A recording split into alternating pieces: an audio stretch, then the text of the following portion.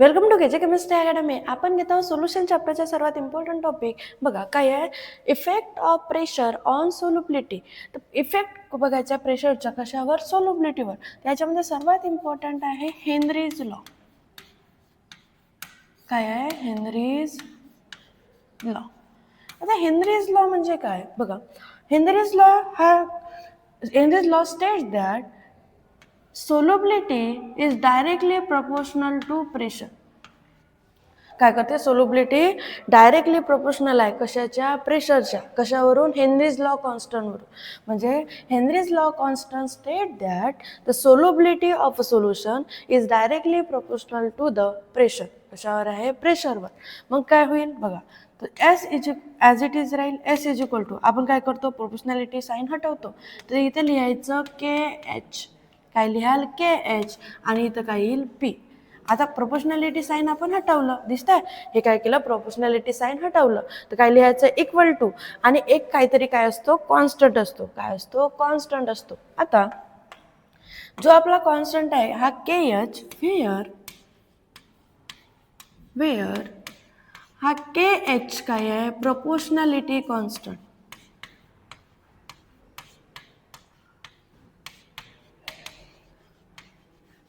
काय आहे, proportionality constant.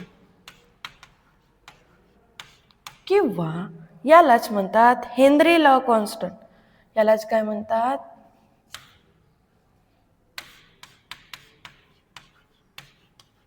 Henrys law constant. म्हणजे हेनरीज कॉन्स्टंट म्हणतात. यालाच काय म्हणतात, हेनरीज कॉन्स्टंट. कोणाला, के एच ला.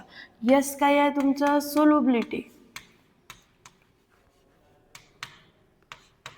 एच काय आहे तुमचं, सोल्युबिलिटी. पी काय आहे तुमचं, प्रेशर. तुमची सोल्युबिलिटी, पी काय आहे तुमचा, प्रेशर. म्हणजे हेनरीज लॉ कॉन्स्टंट आहे. म्हणजे याच्यामध्ये सोल्युबिलिटी डायरेक्टली प्रोपोर्शनल आहे प्रेशरच्या. तर सोल्युबिलिटी आपण काय केलं, इक्वल टूचं साईन हटवलं, के एच लावलं. आता मला याचं युनिट काढायचं आहे. काय काढायचं आहे, युनिट. चला, तर मला याला के एचमध्ये कन्वर्ट करा. म्हणजेच के एच हा इक्वल राहील कोणाच्या, हा जो पी आहे हा मल्टिप्लायमध्ये आहे, तिथं कुठे जाईल, डिवाइडमध्ये जाईल. म्हणजे काय येईल, एस ॲज इट इज, डिवाइडमध्ये काय येईल, पी. काय केलं, हे काय के एच पी, म्हणजे हा जो आहे हा पीच्या मल्टिप्लायमध्ये आहे प्रेशर. तर हा इकडे गेल्यानंतर कुठे जाईल, डिवाइडमध्ये. तर सोल्युबिलिटीचा युनिट असतो मोल पर लिटर इनवर्स आणि प्रेशरचा युनिट असतो बार. काय केलं, सोल्युबिलिटीचा युनिट किती असतो, मोल पर लिटर इनवर्स. आणि प्रेशरचा बार. आता याचा युनिट काय झाला, मोल लिटर इनवर्स. आता बार खाली आहे, तर वर गेल्यावर काय होईल, बार इनवर्स. बार इनवर्स. आणि खाली आहे तो, वर गेल्यावर काय होईल. हा युनिट तुम्हाला खूपदा विचारलेला आहे. हे खूप इम्पॉर्टंट आहे. म्हणजे जो आपला हेनरीज लॉ कॉन्स्टंट आहे त्याचा युनिट काय असतो, मोल लिटर इनवर्स बार इनवर्स. पण याच्यामध्ये काही एक्सेप्शनलही आहे. काय याच्यामध्ये काही एक्सेप्शनलमध्ये बघा दोन गोष्टी आहेत. एक आहे तुमचा NH3 आणि दुसरा आहे CO2. म्हणजेच अमोनिया आणि कार्बन डायऑक्साईड. काय आहे, अमोनिया आणि कार्बन डायऑक्साईड हे काय तुमचे एक्सेप्शनल केस आहेत.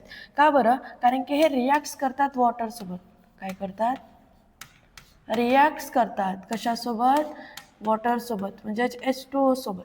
समजा यांनी NH3 ने रिॲक्ट्स केलं, NH3 कशासोबत रिॲक्ट करत आहे, H2O सोबत. हे रिव्हर्सिबल प्रोसेस आहे. काय करतो, हा अमोनिया इथचा एक हायड्रोजन घेऊन घेतो. किती झाले, 3 ऑलरेडी होते, किती झाले, 4. NH4 याच्यावर कोणता चार्ज, पॉझिटिव्ह चार्ज. इथून एक H गेला, तर किती H राहिला, 1. म्हणजे काय राहिला, OH.